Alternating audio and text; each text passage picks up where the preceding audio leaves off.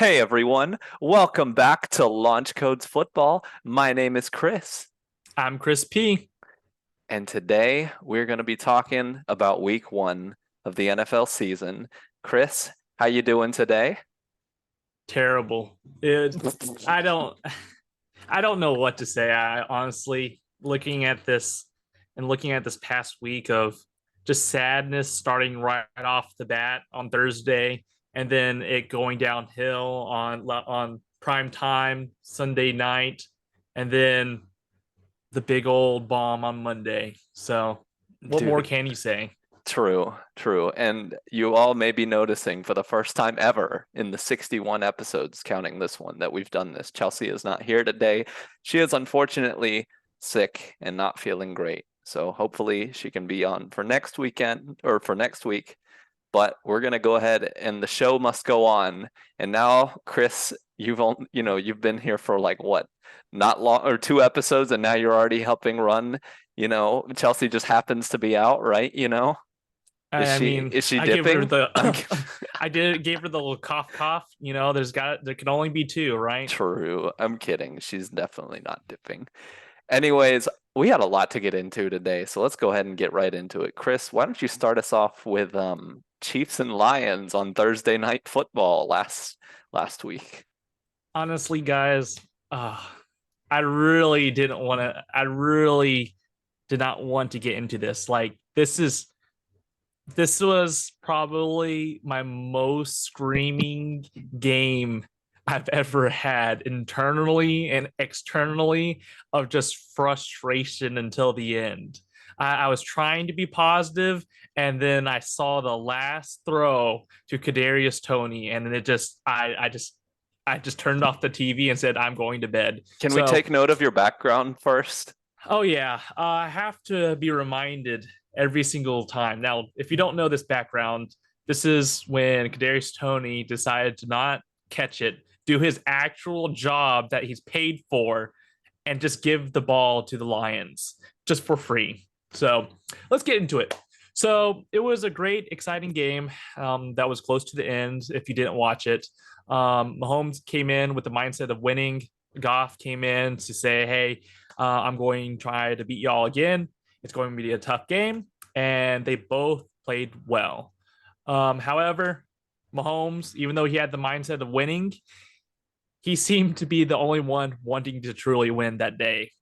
Um, Meaning Mahomes had 2 touchdowns, one interception, which wasn't his fault, by the way, and had the most rushing yards with 45 yards.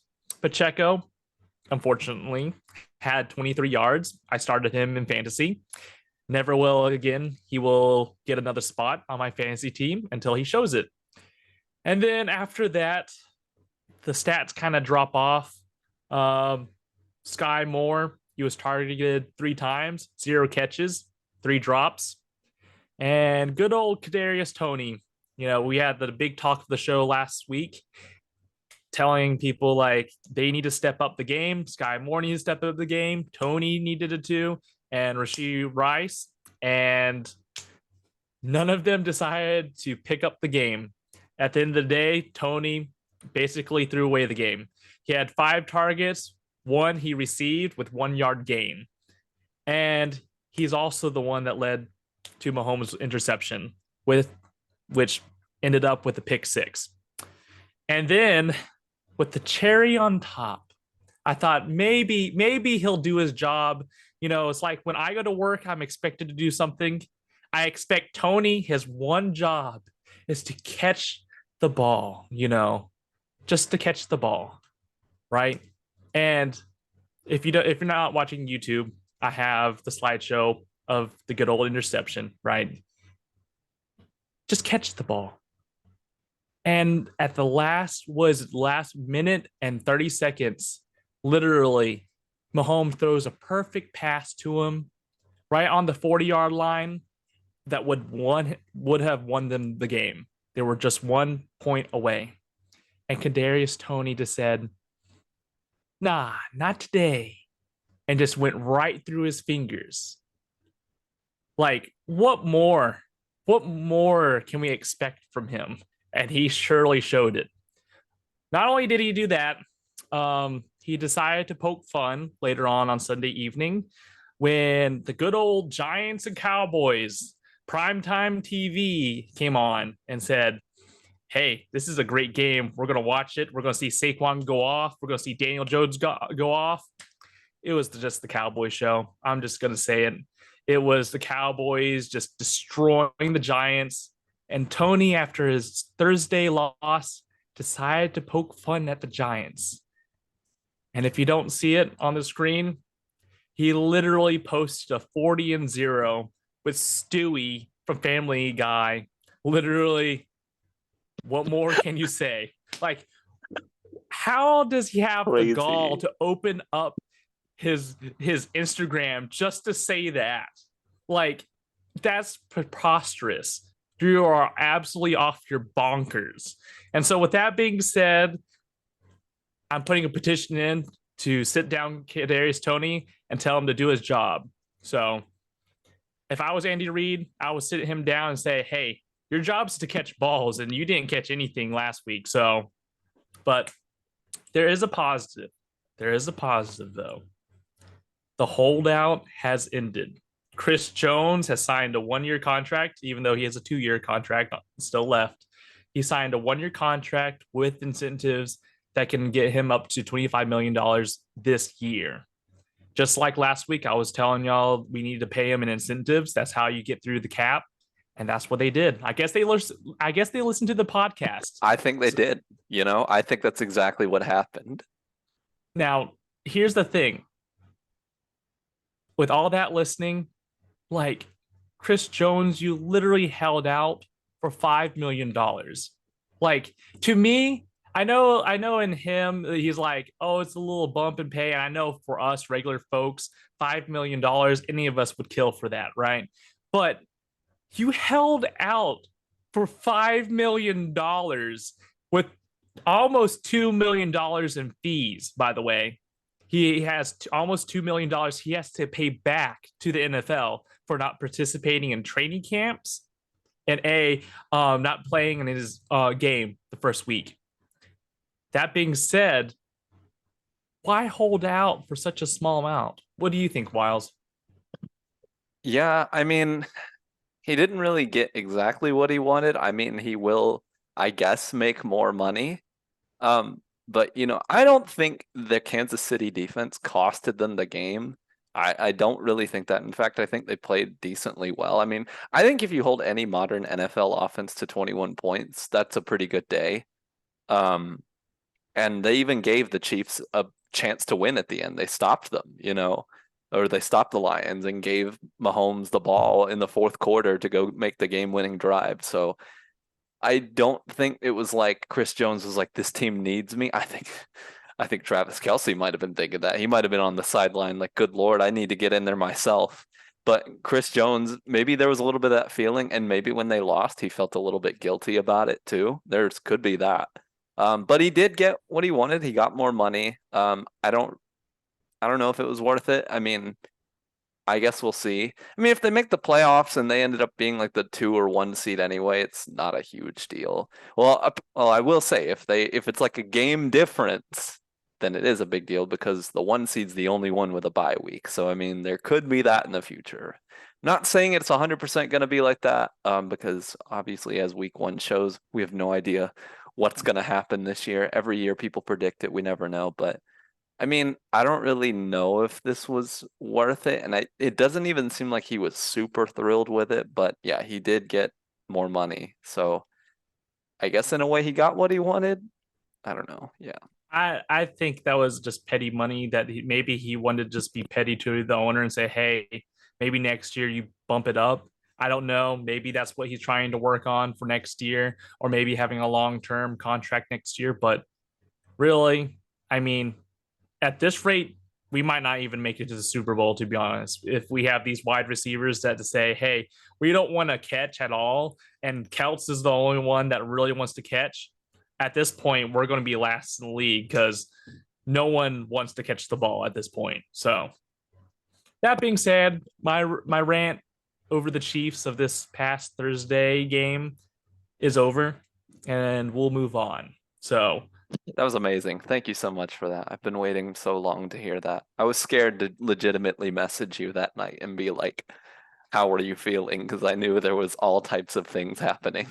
If someone texted me and said and just tried to rub it in my face, I instantly blocked them. I'm Block. sorry, That's right. but That's right. I can't take this from Toney deciding to open his big mouth on Sunday and decides to throw the game to someone else. I just couldn't handle it. But no one did, and we're fine. We made it through, and right now, I don't know who to cheer for. I mean, I saw the Jets game, and I was like, I'm excited for Aaron Rodgers. This might be his year, and I don't know. So Oh, dude, that's speaking of, we can go ahead and get into that.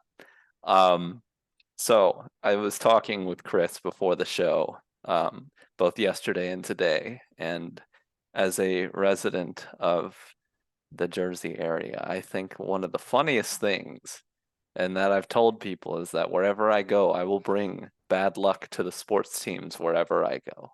Now, New York, especially the Jets, is no stranger to bad luck and bad teams. Believe me, New York sports can be really bad. Remember those Knicks fans who were wearing bags over their heads a few years ago? Not like because they were that bad. They were sitting front row. Remember Stephen A. Smith's rants against Phil Jackson? Oh, they've been mhm. bamboozled, run amok, all of that. So New York is not a stranger to these things. But guys, I gotta tell you, there was legitimate hype and excitement for both of these teams here. So first, we'll start with the Giants. There was hype. The Giants made the second round of the playoffs last year, and a lot of Giants fans were kind of on the copium that Daniel Jones was the answer.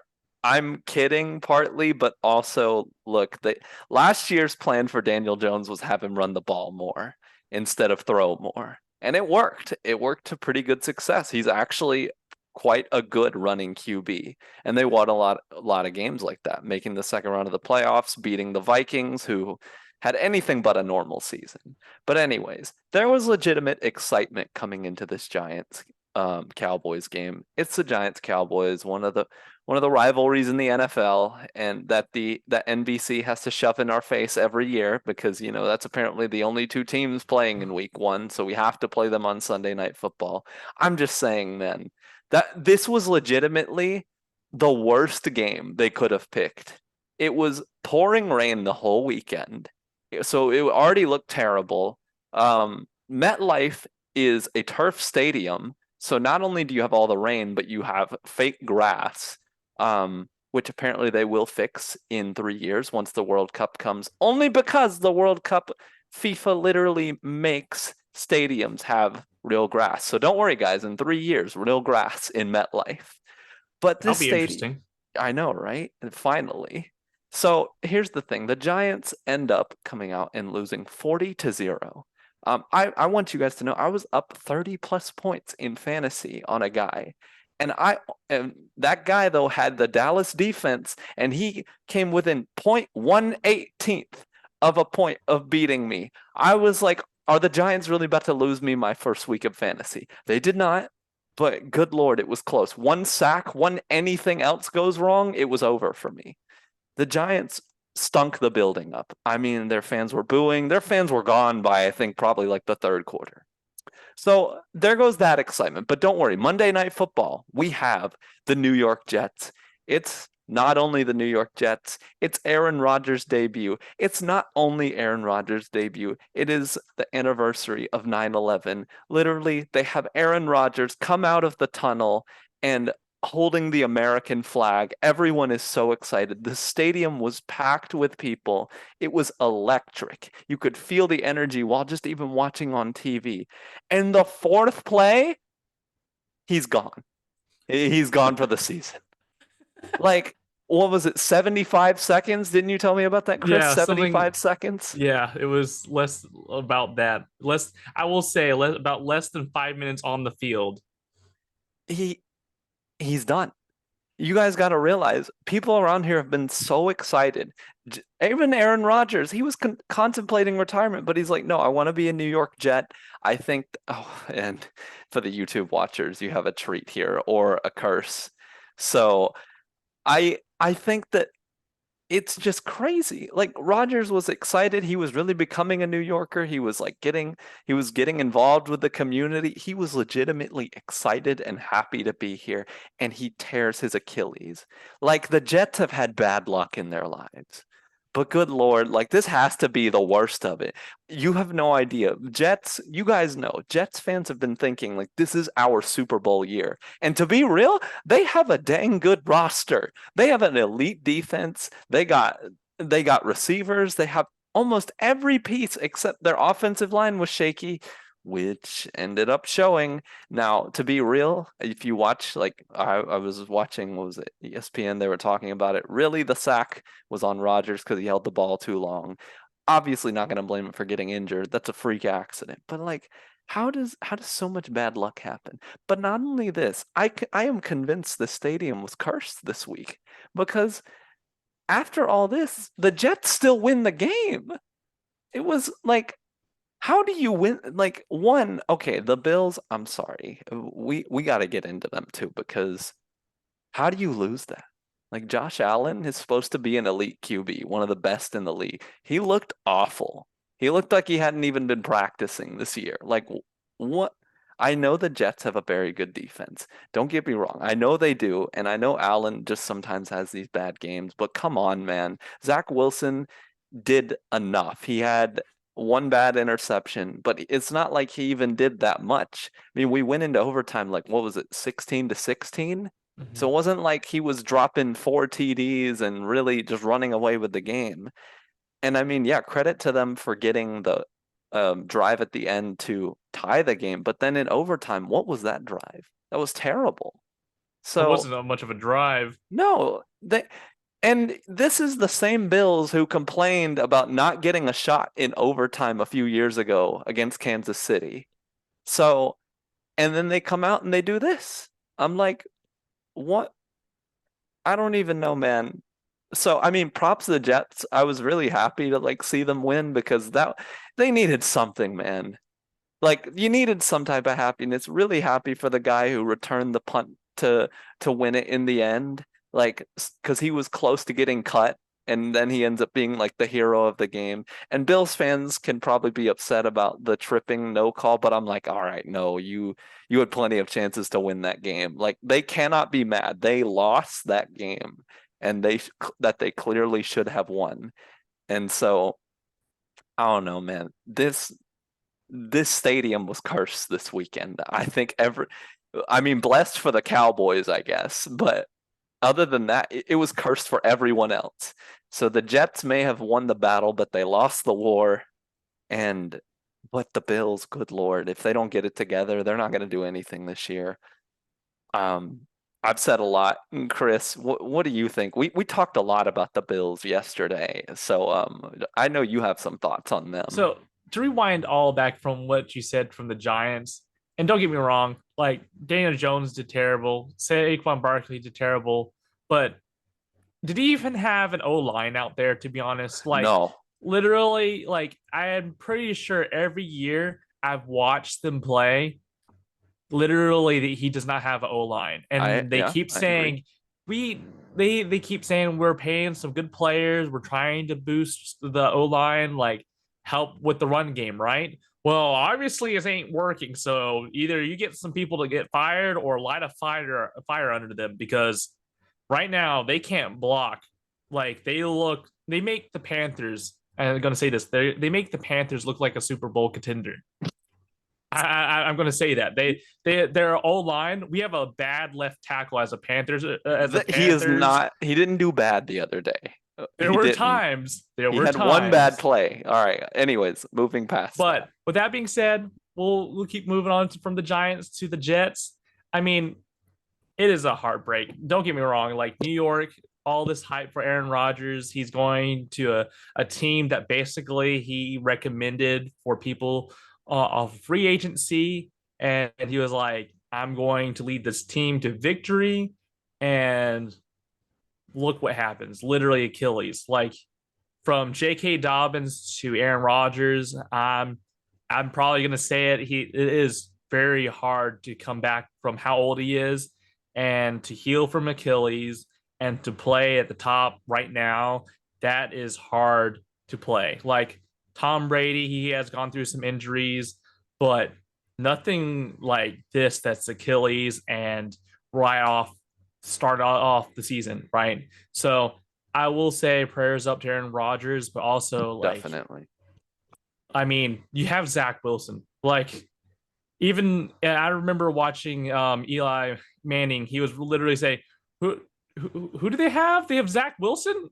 I didn't even know he was on the team. Like, who?" And I was like, "Oh gosh!" Even Eli Manning forgot who their backup is. I'm like, this is going to be terrible. And Zach Wilson, don't get me wrong, I was scared. He threw an interception, but he played consistently. But the best part was the running backs did the job. Brees Hall, he really just helped out the team. He could have gotten a touchdown if I think Eli Manning said he said that he's out of shape. He needs to get into shape. And Yeah, I was looking, I was like, homeboy ran through the D line and went almost 80 yards just to get out of bounds. Like, don't get me wrong, but I'd be tired too. Don't get me wrong. But with that all being said, I think the Jets paid off Josh Allen at this point to throw 3 interceptions. the Josh script, Allen bro. deep down inside was like, I feel bad, guys. I feel bad that Aaron Rodgers went out, so I'm going to throw 3 and throw the game. And he decided to do that. He was the And Jets' best player. he is the Jets' best player. I mean, I hope he gets paid for it. I'm sure something in the background's happening, but I'm sure he'll get paid well off. But that being said, my take on Josh Allen is I think he's holding back the team. I'm going to say it. Homeboy has Dang. went to the playoffs and he complains, during the overtime, he looked great, but he's made too many mistakes and has held back a great offense. Don't get me wrong, but their offense has been good throughout the years and they're trying to make it work, trying to change new things. And Josh Allen is still there. Like, don't get me wrong, you signed him for a long time, but he's not getting you results. He's not getting you to the Super Bowl. He's not getting you to the NFC. No, is it? He's not getting you to a championship. Mm-hmm. Really, like, what more can he do for you besides throw games, throw interceptions, refuse to go down, and remains defiant, and in a way, sort of taunts players whenever he does refuse to go down. Like, if I was a defender and he's like screaming up in my face, like, don't you dare tackle me, that's going to light a fire in me. Like, I want to hit Josh Allen as hard as I want, you know? And he really got to learn discipline. He has to throw smartly.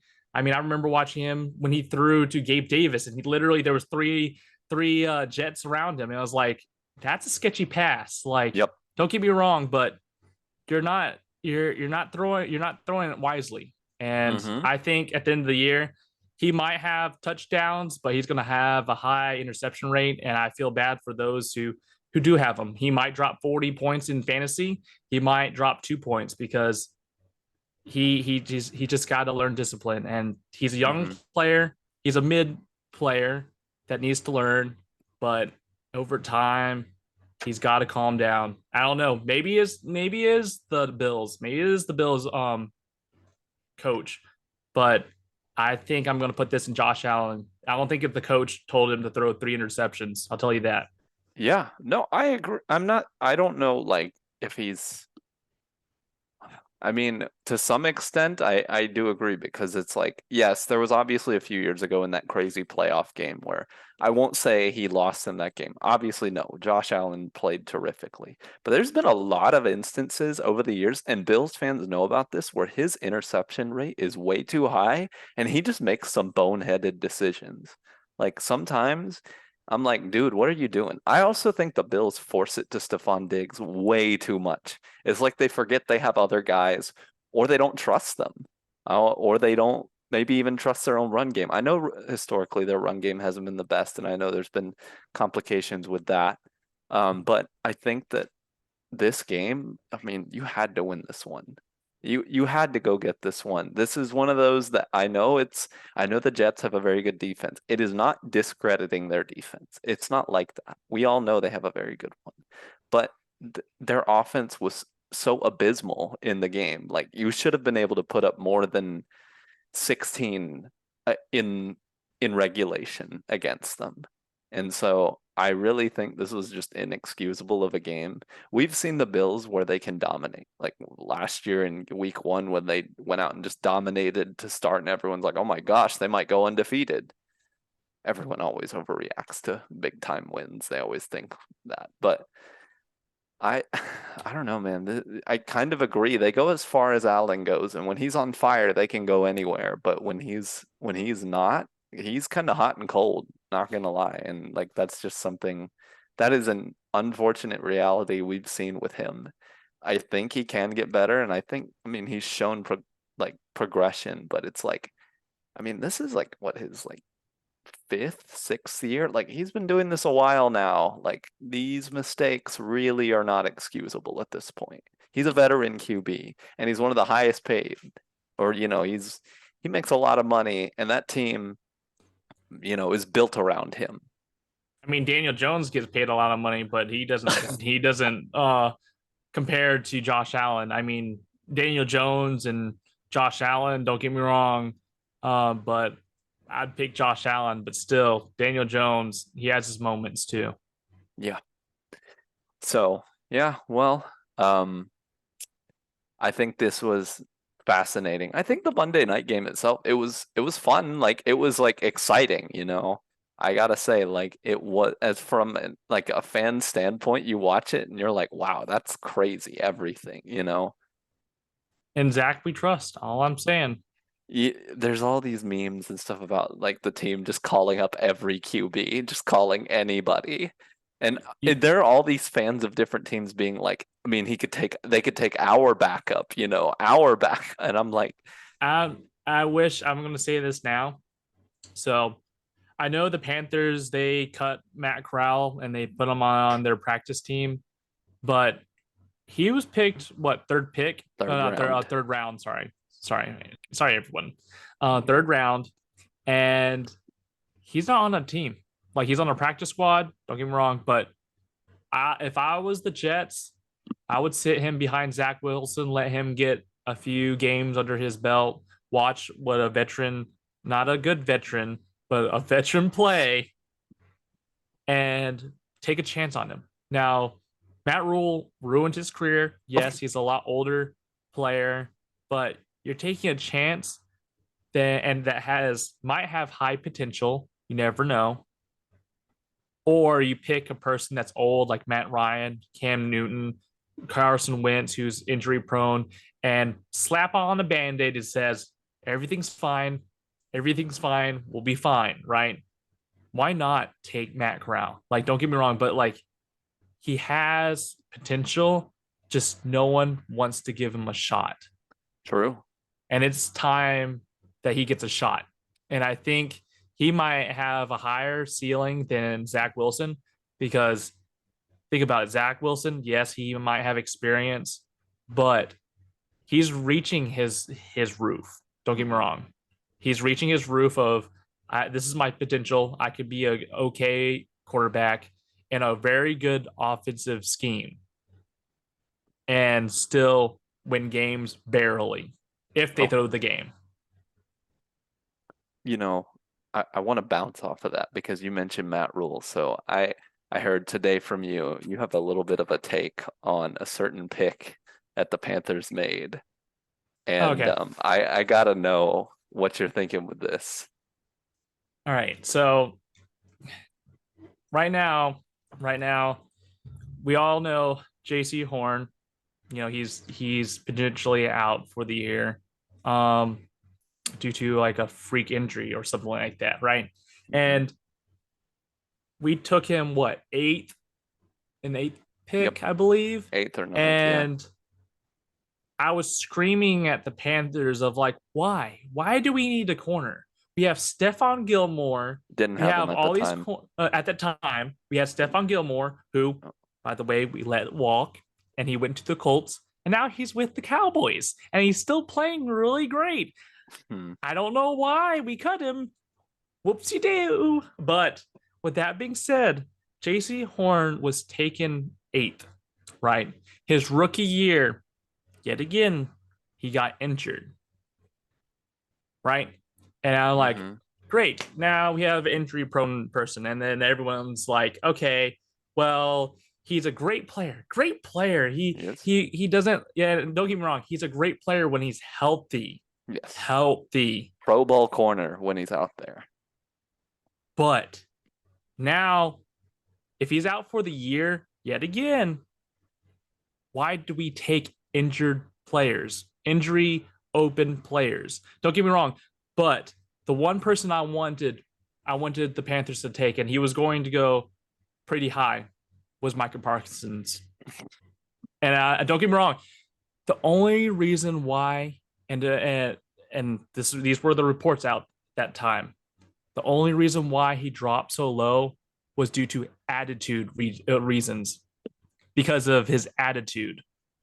And I understand we don't want like a Tonio Brown sort of situation, strip off all your stuff and say, I'm getting out of here. We don't want that. But he's a rookie. He's a rookie that's a great, great outside linebacker. And guess what we needed? A linebacker. Guess right now who's the best linebacker as of right now? Micah Parsons. Don't get me wrong, but having Brian Burns and Micah Parsons on the other side coming together, I think, and this is my hot take, and this will be my forever hot take. Micah Parsons, we should have taken him and just left Jaycee Horn down the river and taken him right off the bat, because Micah Parsons a lot better. Jaycee Horn, don't get me wrong, he's good, but corners in a way are kind of like a dime a dozen. Why would we even take him when we had Stephon Gilmore? Well, they And we didn't let have him yet. They signed him in the middle of the season. But still, you're well, still looking at a potential cornerbacks.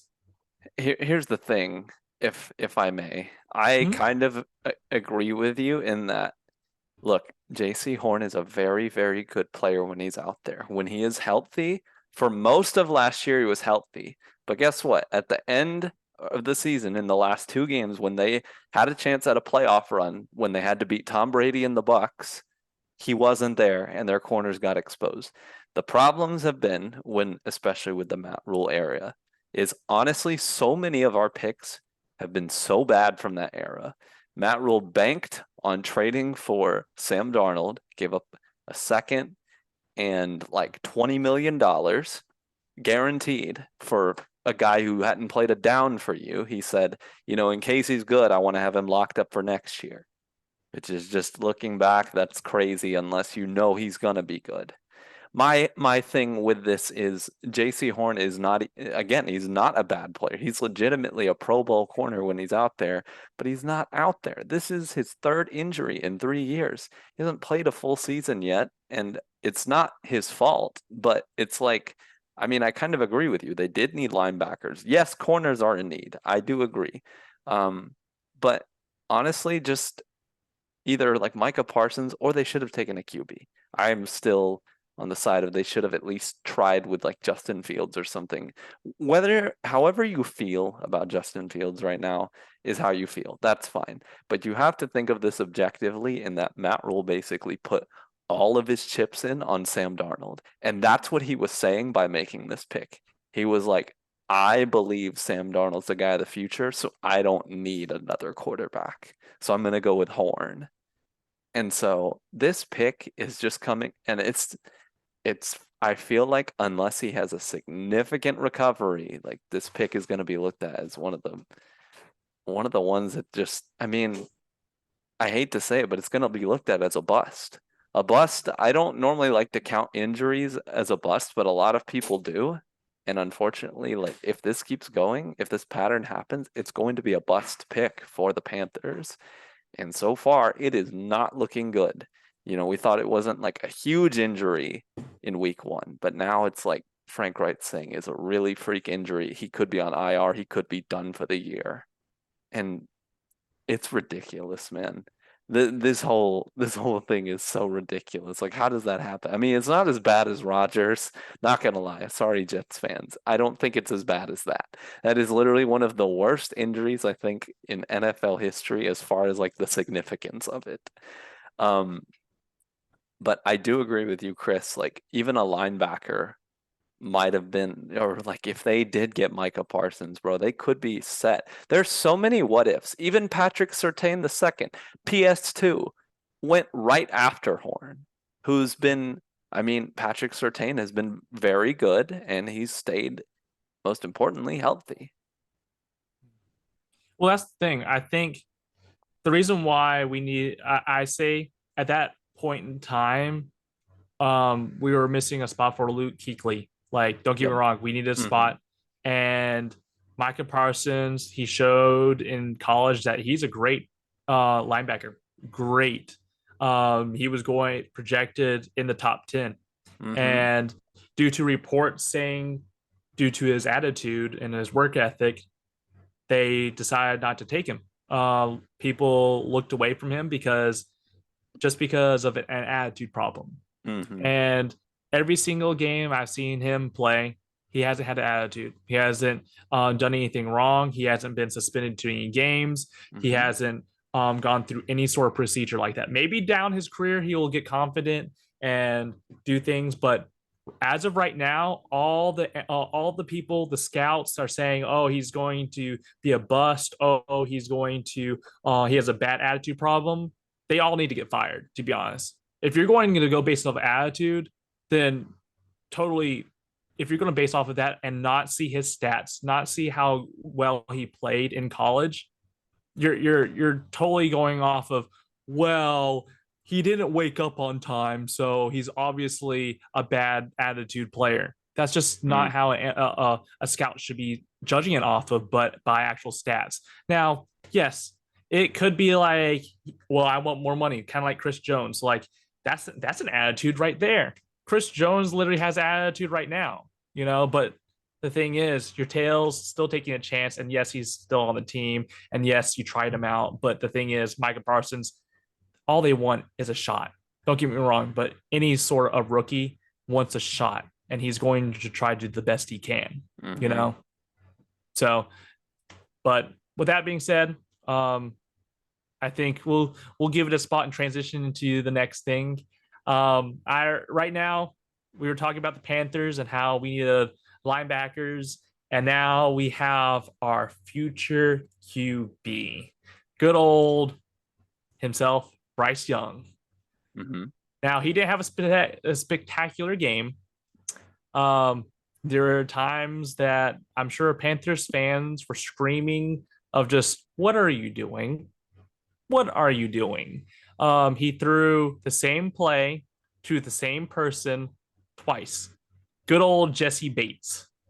Uh, Literally, if you see it side by side and you see the same play, he threw it to him almost exactly the same way. Now, don't get me wrong, he's still a young player, and yes, you ride up the play and you target the person down the lane, right? But there's times when you're like, there's a dude coming out and it's not a Panthers uniform. Should I throw it to him? Probably not. But he's still a rookie. And that being said, what do you think?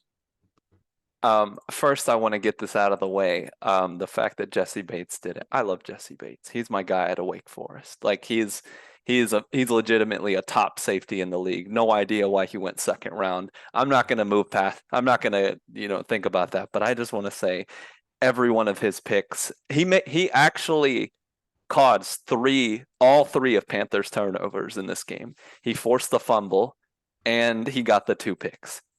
On one hand, I'm like, that's my guy. But on the other, I'm like, why did it have to be this week, bro? like, Of course. I knew this would happen. I was like, why does he have to sign with the Falcons, bro? Anyways, props to him. He had an amazing game. Probably one of the best defensive games a safety has had in a long time. I'm gonna move past that. Bryce didn't look amazing this game. He looked shaky. I'm not gonna lie. It's his first game though, and the Falcons did go out and spend a ton of money on their defense, including people like Jesse Bates. This was I did not really think that we were gonna win this game. I told people they would be like, "Yo, you guys are gonna lose this week." I'm like, "Yeah, I know that. Come on now. Like, we have a rookie QB, we have a wide receiver room that doesn't scare anyone in the league. I'm sorry, but I don't think our wide receivers are awful, but I don't think they're scary to anybody." Frank Reich went on an interview today and said that on the last like turnover or something, one of the picks, Jesse Bates like cheated the play or something because he cut way up. The reason being he did that was because he was not afraid of the deep ball. Why do you have to play back and worry about the deep ball if you know they can't connect on it? And that was the big problem. The Panthers couldn't get anything deep going. And if you can't do that in today's NFL, you're not going to win many games. I'm not going to say that this means Bryce a bust. I don't really think all of that. But I do think that one, I really think the GM needs to be held accountable to some extent and wonder why aren't we going and getting some action, like some really good and scary receivers. Trading DJ Moore away, I understand maybe you had to do it to get the first pick, but that was really not what you like to see. Imagine if Bryce Young started the year with guys like McCaffrey and DJ Moore. Like imagine if you do that, because I mean, honestly, no matter like at this point right now, that trade McCaffrey, going to the 49ers and us not getting a first round pick, good for McCaffrey's career, great for him. Like he gets to live it up in San Francisco, who wiped the floor with the Steelers this past weekend. But like right, all you've done now is kind of screwed yourself out of you don't really have targets. I'm not saying Miles Sanders is bad, but like Miles Sanders is nowhere near Christian McCaffrey. And honestly, like, I mean, Miles Sanders was the one who fumbled the ball, Like, we got to wonder what's up with that. I don't think he has zero weapons around him. I'm not going to say that. I know they drafted Jonathan Mingo, they signed Thielen, they signed Chark. They have Terrace Marshall Jr., who I think is actually underrated. But Matt Rule didn't want to play him for some reason. But as we've talked about, his decisions were already very questionable as a coach. I just simply think that um, Bryce doesn't really have the weapons he's going to need to look really good. And I think part of that is definitely on the coaching staff and the GMs. And honestly, like it needs to be addressed next year. They have to go get better people. You cannot stick with guys like Thielen and Chark. I think Chark could be good, but we don't know yet. He's injured. He's not even going to play for several weeks. And so is Marshall. And what happens if Thielen gets hurt? Like, what are you going to do? You're not many injuries away from having a really bad problem in Carolina at wide receiver. Nobody's scared of the receivers at Carolina. I don't even think Young again is that bad. I just think that he doesn't also have the weapons to make it work. His line's decent, but they just lost one of their key offensive linemen for the year, Brady Christensen, to a torn bicep. Um, so yeah, I think Bryce is gonna have a fun time this year. It's not Alabama anymore, man. I know 10-2 was disappointing for Alabama at his last year, but man, 10-2 here, like if you start the year 10-2, that's amazing. And you just can't, you don't out talent people like that. And I just think this year is not going to look great for him. It's not because, again, it's not because I think he's bad. I just think that look what he's got around him, man. Like, there's only a few QBs, and it's only truly the truly great ones that make other people look great. But even look at Mahomes yesterday, man. He needs help too. He had nobody catching the ball the other day. He tried his best to win that game. They would have won that game with when they had or even if they just had Kelsey, they would have won that game. So it shows even the best need them. They need weapons. Anyways, I'm gonna be done with this, but Bryce might have a very long year, and it might be a very long year for Panther fans. I'm not gonna say the season's over, but I'm gonna say that in the week one was not a great sign. Yeah, I understand that. I'm going to make a bold statement. Our left tackle will be also the problem to Bryce Young's downfall. If you have not watched him in preseason, well, don't, because he might get cursed again. But that being said, he did play okay. Besides a few plays that he's a great. Was it Twee? No, what's Ikia his name? Kwanu. Kwanu, literally. Yeah, Kwanu. Literally, he's a great run blocker. Don't get me wrong. Miles Sanders, whenever he ran in, Yeah, the run game Miles looked Sanders great. would be able to punch it in at least 5, 8 yards every Mhm. time he got the ball. Don't get me wrong. Um, but when Bryce Young decided to say, "Hey, I'm going to throw," and I know Frank Reich is literally trying to give him a chance to throw, uh, Mhm. there were times when it was crowding around him and he needed some more time, and he's going to have to be a scrambling quarterback. He's going to have to learn how to throw on the run. He's going to have to settle down and know when to run. He's going to have to know when to throw it. I think his timing was off. His Mhm. timing was really off with his wide receivers he had, and he really couldn't um, get it there. Sometimes he would get it there, and the wide receiver he would do a stutter step, and literally he was 1 or 2 seconds behind. Mhm. And there were times when there was like, who are you throwing it to? Mhm. Bryce Young, he's still young, and he's still able. He has potential, but really, you're like I said, we gave McCaffrey up for free basically, and he had a 40-yard touchdown basically. Looked very good And for the well, he did have a 40 49ers. yard touchdown. Mhm. And then 49ers, great trade. You swindled us, Yep, and I you agree. have a shot at the Super Bowl.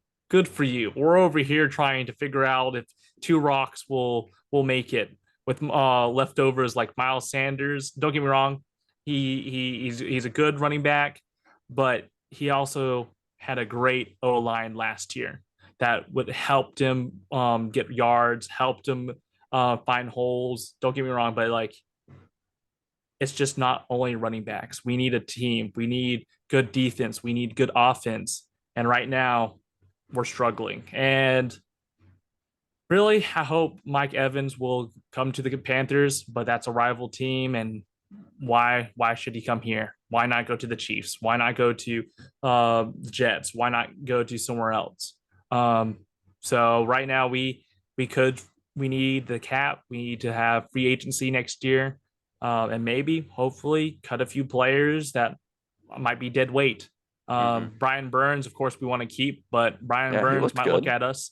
He might look at us and say, "Hey, I don't want to be on a team that are a bunch of losers." I'm just going to say that now. That's what McCaffrey, he has a chance to get a potential ring, and if Burns sees that McCaffrey gets a ring, he might be like, I want to go there too. So, Yeah. but at the end of the day, the Panthers. I'm sorry, Panthers fans, but they're not going well. It's not going well this year. Y'all might be, I don't know, might break even. If that'll be a win in y'all's book, I'll say that. If you can break even and have a positive That ratio, would be amazing.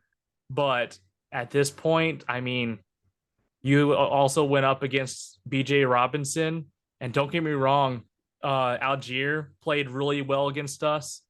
Uh, really, BJ Robinson was supposed to take a lot of those snaps, and they literally shared it. So I can't believe it. And we still couldn't stop them. We couldn't stop the run game. So that being said, uh, good luck Panthers. You know, I Good hope luck. I hope that we have some more exciting games than losing all the time. True, true. Well, man, I think that's gonna pretty much wrap up our episode today. Um, but thank you so much for everyone listening. This was a lot of fun. Shout out to you, Chris, for coming on and taking us two being the main workload horses here. So Oh, I can't wait! Can't wait for next week when Kadarius Toney drops the game-winning touchdown. oh my gosh, if it happens, like oh, this next episode's got to be something. So if that happens, everyone be on the lookout because Chris, don't worry, he'll have something I might not ready. be here. I might be in mourning. Oh my gosh. But anyways, thanks for listening, guys. Tune in back next week for more content. In the meantime, follow us on Twitter at LaunchCodesFB, or FB, Instagram, Facebook, TikTok, and YouTube at LaunchCodesFootball. I'm Chris W. I'm Chris P. And we'll see you next week.